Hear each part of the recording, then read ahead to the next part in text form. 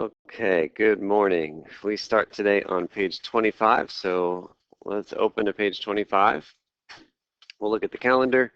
Things are a little bit different than before because we took Friday as a catch-up day. So today we're going to continue optimization and modeling, and then on Wednesday we have lots of stuff happening. We have our 7th quiz, we have our 6th project due, we have our 7th project assigned. So lots of things happening on Wednesday. And also on Wednesday, we'll talk about marginal analysis, which is just all the business applications of the calculus. And then we have Thanksgiving break. So this week, it's just Monday, Tuesday, Wednesday. No classes Thursday or Friday. Questions on anything up here? Okay. So I said we would start on page 25. I'll just remind you of the problem we did last class on page 24. We did do one problem from this section last time, and it had to do with a piece of paper, and we knew there were 36 square inches of typed material, and then the margins were fixed at 1 inch and 1.5 inches. And we were trying to minimize the amount of paper we were using altogether. So we did a bunch of stuff, and there's this process up here in bold. We don't need to read it, but keep that in the back of your mind as you're doing homework and practice problems and things like that in this section. We'll try number 4, Tiffany.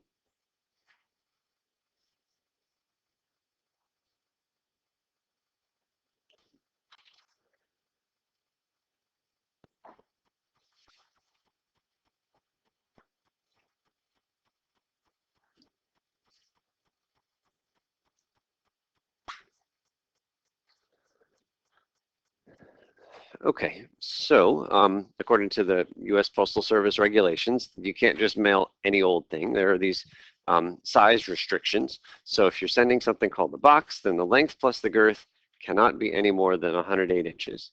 And so we want to find the biggest box, the biggest volume box that we can send through the mail.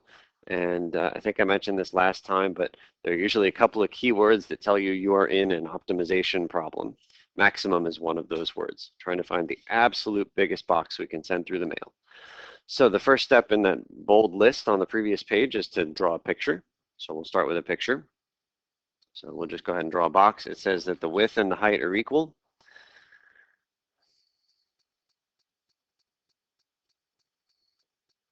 So go ahead and draw a box.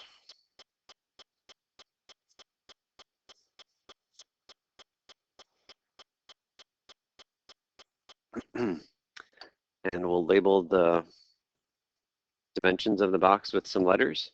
So I'll call this side L for length. And this one can be W for width. And what should we call the third dimension? Normally H for height, but in this problem, it's another W because the width and the height are equal.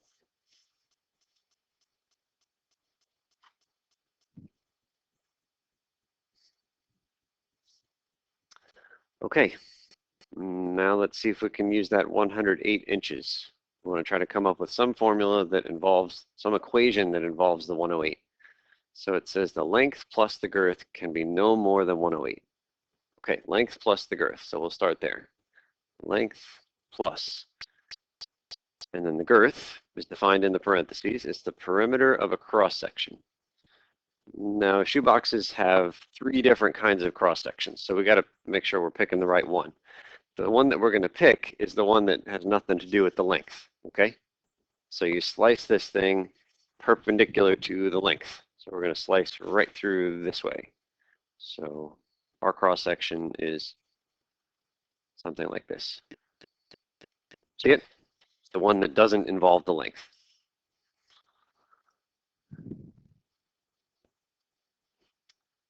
And what's the perimeter of that black cross section?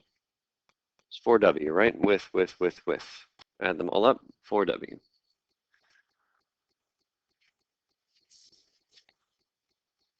And we want the length plus the girth to be no more than 108 inches. So what symbol do I put in between? Equals? I am going to put equals. I'm going to put something else first, but then we're going to change it and make it equals. What should it be? Yeah, it should be less than or equal to, right? No more than 108. So 108 is okay, and less than 108 is okay, but no more than 108. But we can probably convince ourselves that if we're looking for the biggest possible box And if it happened that instead of using all 108, you found a box that used 107, well, make it a little bit bigger and the volume will go up a little bit. So do we buy that the absolute biggest box is going to actually have exactly 108 as opposed to having less than 108? So if we buy that, then we'll just change it to equals. If you find a box that has a really big volume and it's got 107 as that total, well, just add a little bit to the length and the box just got a little bigger. So you didn't actually find the maximum one unless you found one that was a 108. Okay, next thing to do is to come up with some formula for the thing we are trying to maximize. The thing to maximize is volume in this case. So I'll put the word max in the front. Maximize the volume. What's the formula for the volume of a box? Length times width times height, right? So in our case, length times width times another width.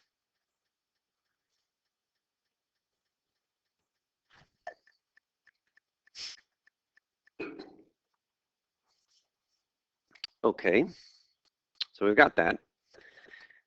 And we're trying to find the maximum of something. So what can you say about a tangent line if you're at a maximum point? It's got a zero slope. So what would we like to do with that formula? Take a derivative because we want to find the slope and then make it equal to zero. But the problem with taking a derivative here is there are how many input variables? 2, L and W. It's no good. We need to get rid of one of those guys. And just reminding you again of this bold thing here. We're right now in part C. Take the formula you just found and write it as a function of only one variable. Not allowed to have two variables there. So our job is to get rid of either the L or the W. So you take the equation that's up there in black and solve for one of those letters. It's not terrible to solve for either L or W, but I would say given that you have to square the W, why don't we solve for the L so we don't have to square anything kooky. So solve that equation for L.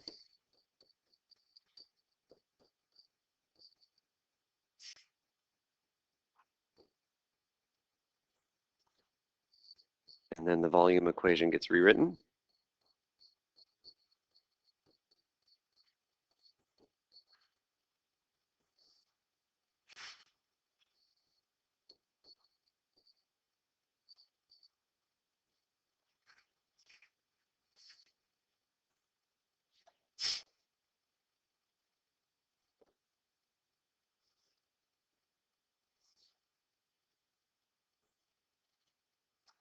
Any questions on where that came from?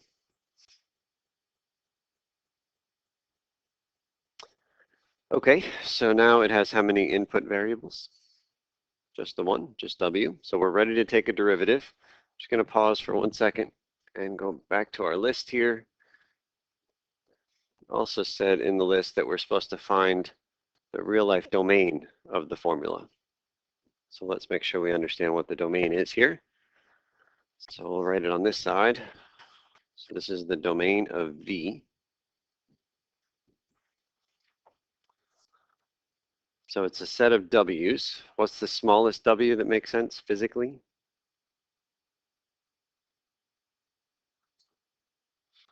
What's that? 2 times the width. 2 times the thickness of the cardboard. Oh, okay.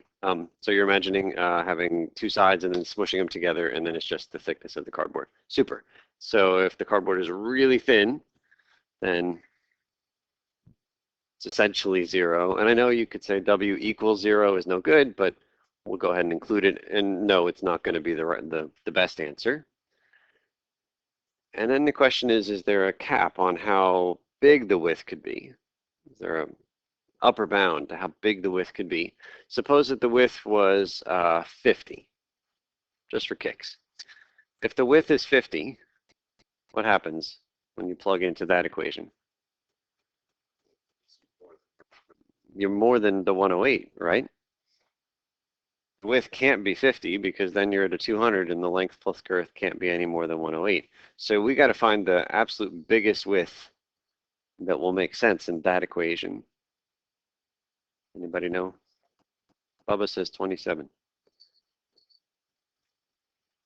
If you plug 27 for the width, what happens to the length? It becomes 0, which is good. That's like the last length that makes any sense. Bubba, how did you get 27? Yeah, take 108, divide by the 4, putting all of the 108 into the widths. So we get 27. So 27 is the absolute biggest width that makes sense. Any questions on getting the 27? Okay, so we've got our domain, we've got our volume formula with only one input variable. What are we going to do with that volume formula? Take a derivative. Kristen, you just got here. He knows whatever the question is. The answer is take a derivative. So we'll take a derivative and set it equal to what? 0. What rule do we need to use in this form? Product rule. I'd prefer to distribute it first.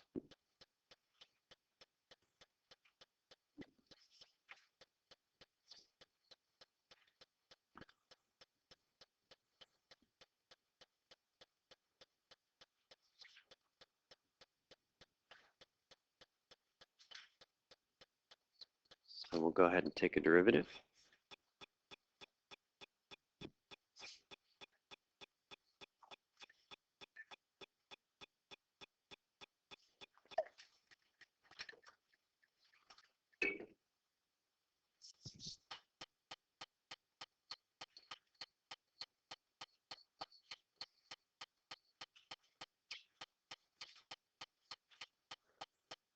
And again, we're looking for a max point. So that tangent line is horizontal. So the derivative is 0. And the best way to solve here is to factor out W.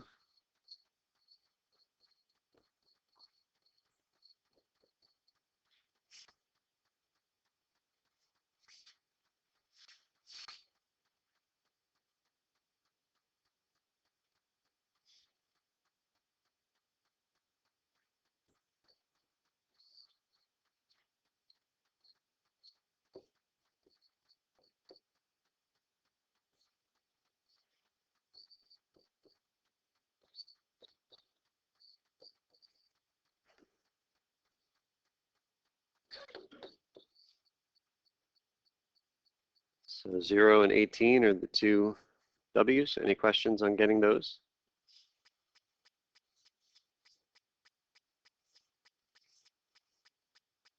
Those W's have a name. What are they called? The critical points or the critical numbers. And then we got to make sure we pick the one that's the winner. The winner for us is the one that maximizes the volume. And so solving this is actually pretty easy if we understand the kind of problem we're looking at. You're looking for the absolute maximum of our function on the closed interval 0 to 27. You guys remember the little technique we used to solve problems like that? Louder? We make a table. That's it. We've got a closed interval, got our critical numbers, we just make a table. So let's make the table. Table has W and the function values that we're trying to maximize. And there's two kinds of numbers that go in the table. What are they? The endpoints, 0 and 27, as well as the critical points. 0, you don't need to write again. 18 goes here.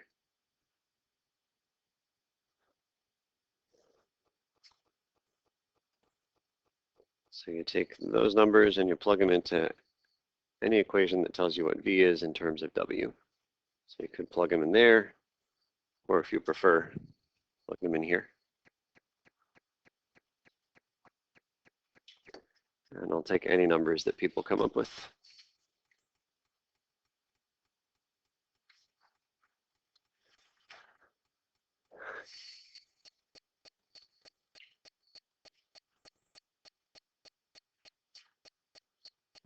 True.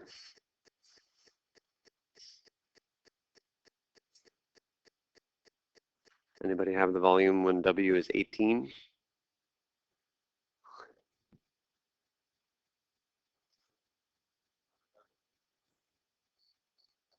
Anybody else? Great.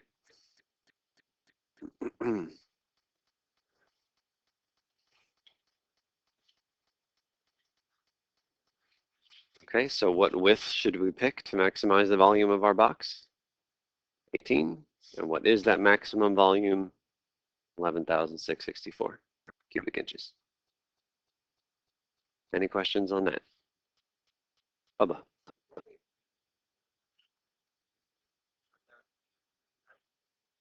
Oh, instead of 108? It's a good question. I know that I've seen U.S. Postal Service workers with their tape measures, like measuring things. And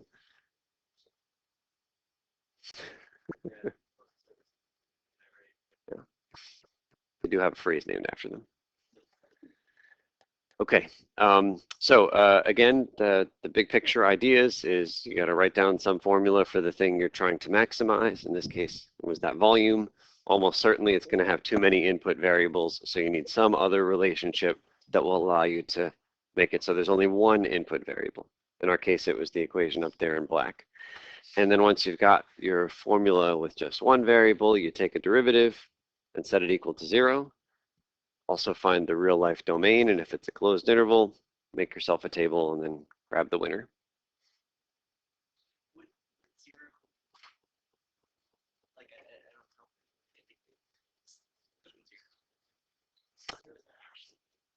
Yeah, there's no way to indicate slightly more than 0, so we just put 0 to make it clean and acknowledge it's never going to be the maximum, right? I mean, it's going to give you nothing.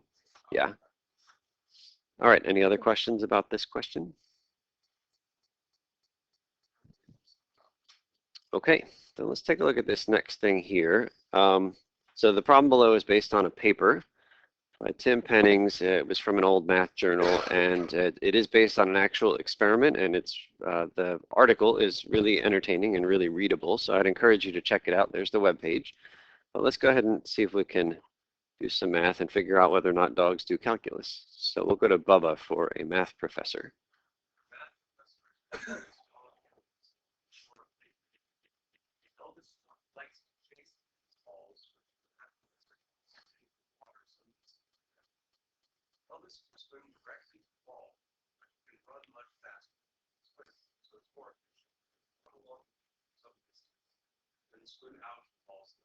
Thank you. Josiah?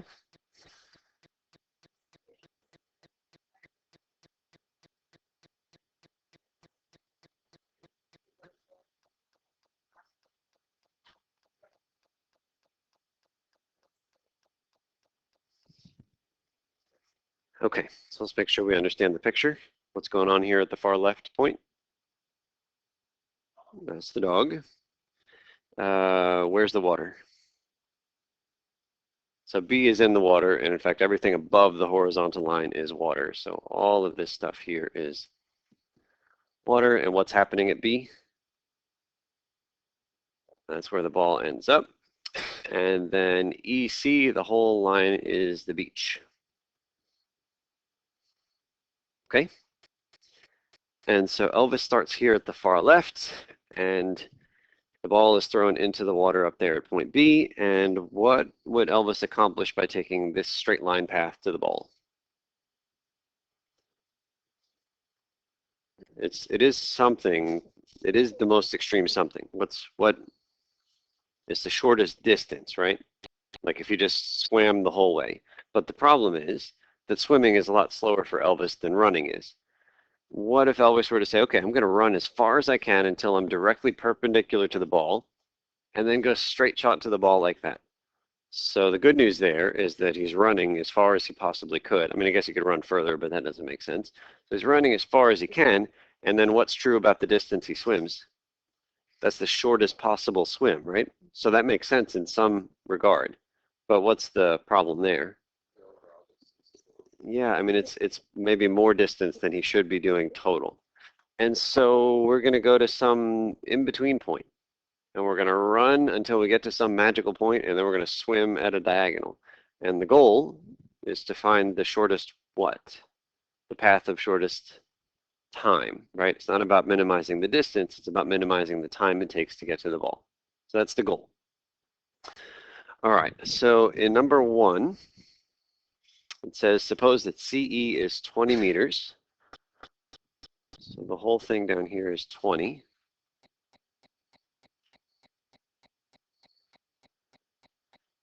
And that BC is 5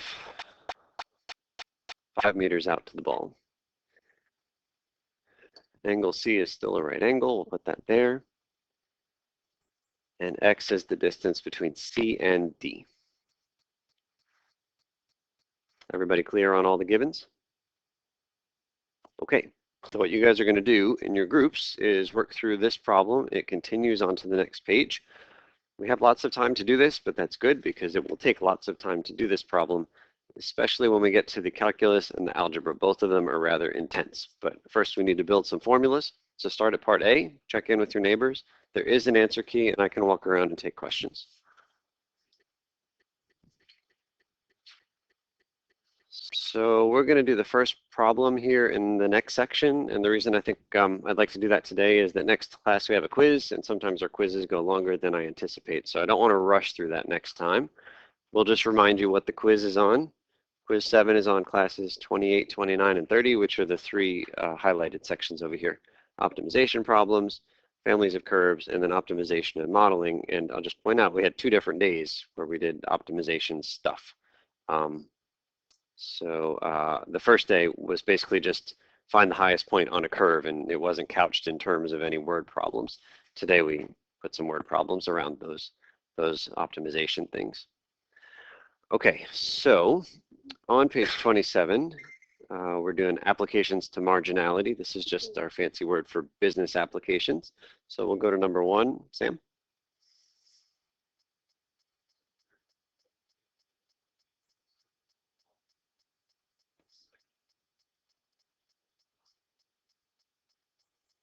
Okay, we are the 1% today. Andy, can you do number 2, please?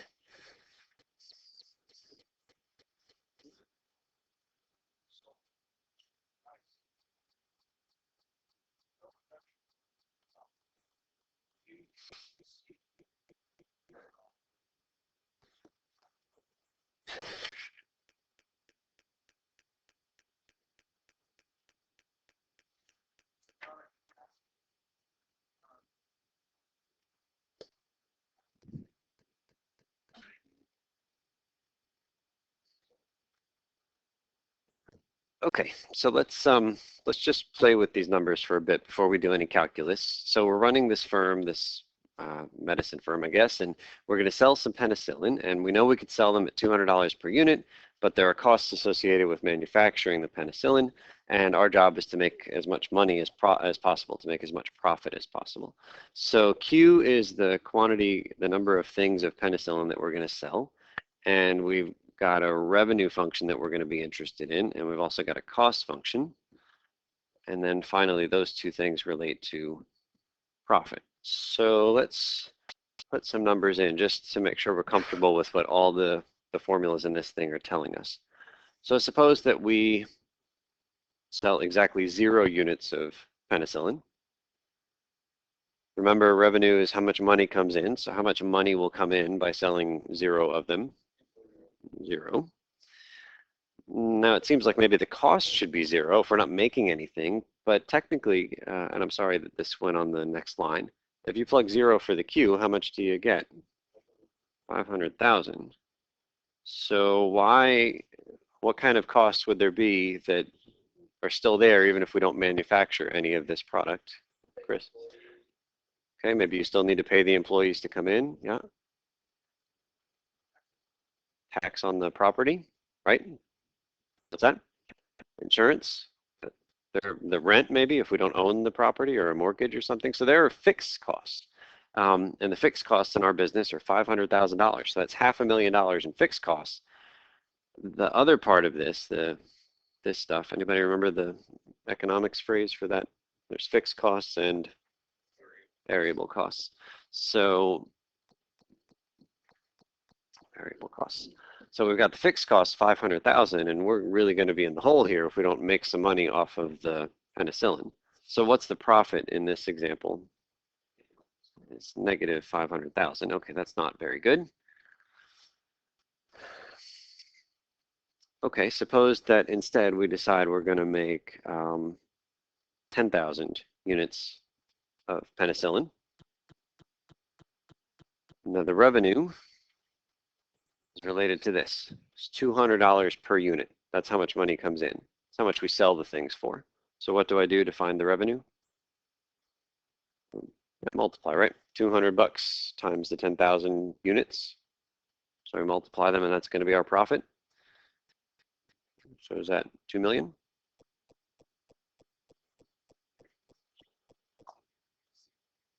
I just picked 10,000 just to make sure we were comfortable with the numbers. Okay, now to find the costs, what are we doing? Take that 10,000, plug it into the C of Q, that complicated formula right there. So if somebody has that number, we'll take it. Okay. So this is 1,600,000. Anybody confirm that? It's plugging 10,000 for Q.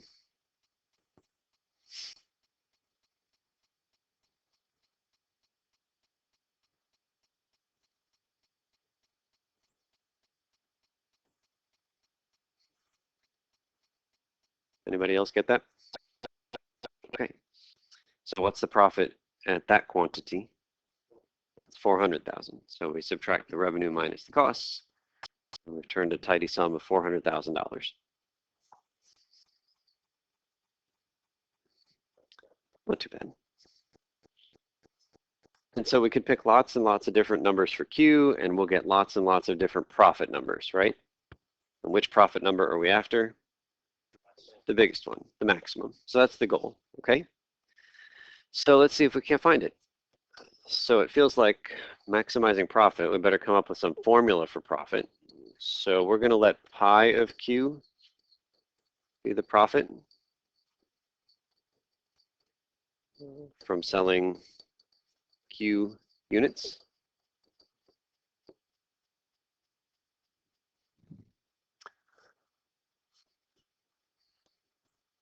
I'd prefer to use a capital P, but your book uses pi, so we're going to use pi. My only guess as to why we don't use capital P is that lowercase p is usually the price. So maybe they just didn't want to use the same letter for price and profit. So pi of Q is the profit. And we can then write pi of Q in terms of some words. How do you find the profit? Okay, so that's our basic formula for profit. Revenue minus cost.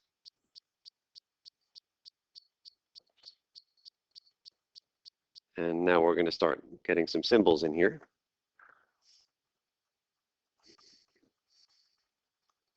All right, Chris says 200Q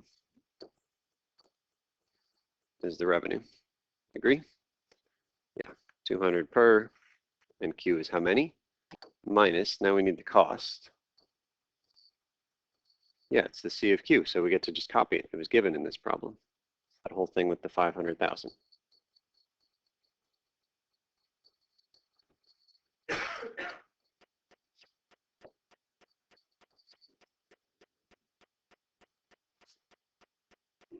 Thank you.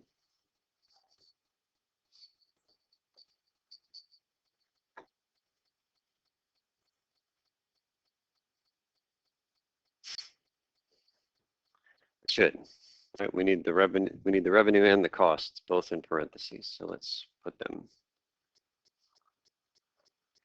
So there's my revenue, and this whole thing here is the cost.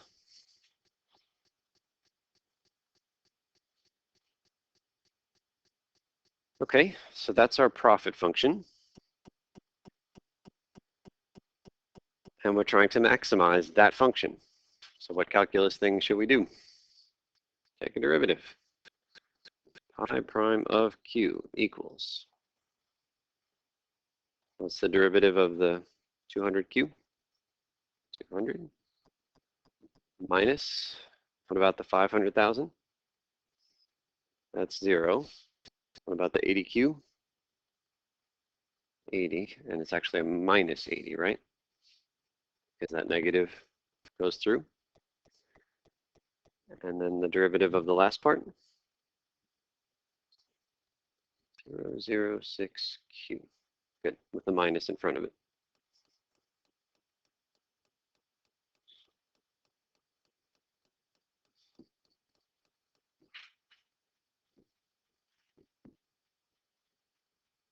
So combining the 280. We probably should have just combined like terms up above, but I was trying to save just a few seconds here at the end of class. And what do you do once you've got your derivative? Set it equal to 0. We've done this before. So we get 120 over 0.006.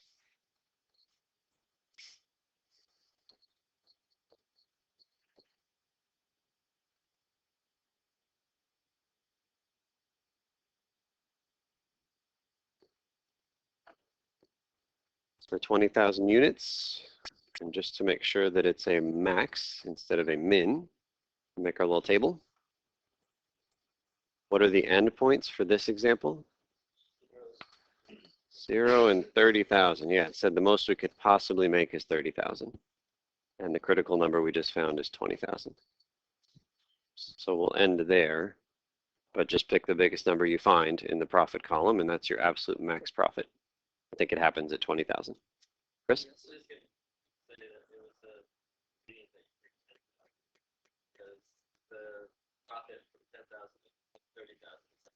Okay. Yeah, it's a parabola, and so it's absolutely right. We had two equal profit moments, then the max point will be right there in the middle. Good, Joe? Could absolutely do a sign test. Yeah. Good. Okay, so more on marginality next time, along with our quiz, so you can show up 10 minutes early if you're able. We'll see you Wednesday.